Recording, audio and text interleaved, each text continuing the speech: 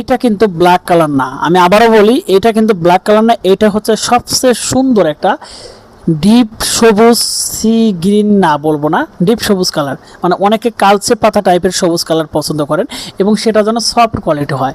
তো তাদেরকে বেস করে কিন্তু আমাদের এই শাড়িটা এত সফট হবে, আসলে আমি যতই বলি ক্যামেরার সামনে থেকে, ঠিক আছে, এটা হাতে না পেলে বোঝা যাবে না।